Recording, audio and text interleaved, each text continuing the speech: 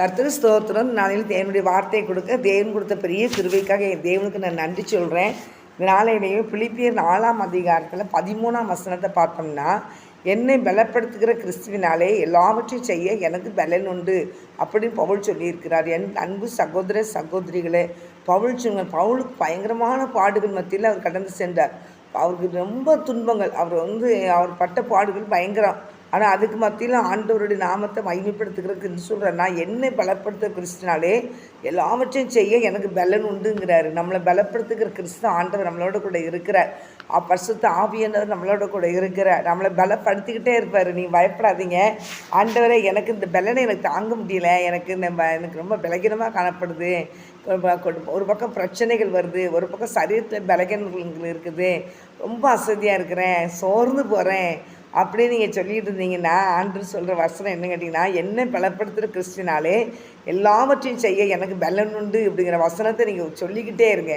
என்னை பலப்படுத்துகிற கிறிஸ்துனால எல்லாவற்றையும் செய்ய எனக்கு பலன் உண்டு, என்னை பலப்படுத்துகிற கிறிஸ்துனால எல்லாவற்றையும் செய்ய எனக்கு பலன் உண்டு அப்படின்னு சொல்லிக்கிட்டே இருங்க. கர்த்தருடைய அவரிடத்துல இருந்து உங்களுக்கு பலன், புதிய பலனை ஆண்டவர் தருவார். அப்படியே தருவார். நீங்கள் விசுவாசத்தோடு ஆண்டவர்கிட்ட கேளுங்க. ஆண்டவரே, உங்கள் பலன் எனக்கு வேணும் ஏசப்பான்னு கேளுங்க. ஆண்டோடைய பிள்ளைகளுக்கு ஆண்டவர் பலன் கொடுக்குற தேவனாக இருக்கிறான்னு நல்லா செக் பண்ணி பாருங்கள். ஆண்டவர் சூப்பராக உங்களுக்கு இப்போ தருவார், பலன் தருவார். ஆண்டவரே, எனக்கு பலன் வேணும். எந்த பிரச்சனையாக இருந்தால் போராட்டங்கள் மத்தியிலும் கூட ஆண்டவர் போராட்டத்தை சந்திக்கிறதுக்கு எனக்கு பலன் தரும், நீரிய முன்னால் நில்லும். ஆண்டவரே, எனக்கு முன்னால் நீங்கள் நில்லுங்கப்பா, அந்த பிரச்சனைகளும் ஒன்றும் இல்லாமல் போகணும் ஆண்டவரே அப்படின்னு சொல்லுங்கள். ஆண்டவர் சரீரத்தில் இந்த பலகீனமாக இருக்குது, அந்த பலகீனத்தெல்லாம் நீ எடுத்து போடுங்கப்பா, இல்லை எனக்கு ஒரு நல்ல பலன் தரும் ஆண்டவரேன்னு திருப்பி இங்கே ஒரு 10 வாட்டி சொல்லி பாருங்களேன். உங்களுக்கு புதிய பலன் ஆண்டவர் கொண்டு தருவார். பார்த்துக்காங்க, உங்களுக்கு ஆண்டவர் அப்படியே ஆண்டவர் பலன் அப்படியே உங்களுக்கு இறங்க பாருங்க. அதை உங்களுக்கே ஆச்சரியமாக இருக்கும். ஆச்சரியமே நீங்கள் படுற மாதிரி ஆண்டவர் நடத்துவார். அதான் தேவ பிள்ளைகளுக்கு என்ன காரியம்னாலும் நீங்கள் ஆண்டவர்கிட்ட பேசி பழகுங்க. இவங்க பிரச்சனைலாம் ஆண்டவர்கிட்ட சொல்லி பழகுங்க. ஆண்டவர்கிட்ட ஆசீர்வாதத்தை பெற்று பழகிருங்க.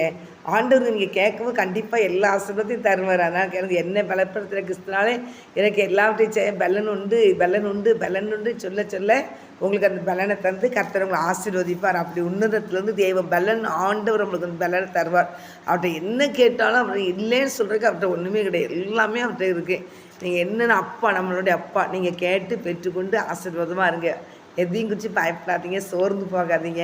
அப்பாவோடு நீங்கள் பேசி பழகுங்க, அவரோடு நீங்கள் ஜெபம் பண்ணி பழங்க. உங்களை மாதிரி ஆசீர்வதிக்கப்பட்டவங்க யாருமே கிடையாது. கர்த்தருடைய கிருபை பாக்கியத்தை உங்களுக்கு தந்து உங்களை ஆசீர்வதிப்பார். ஆமென்.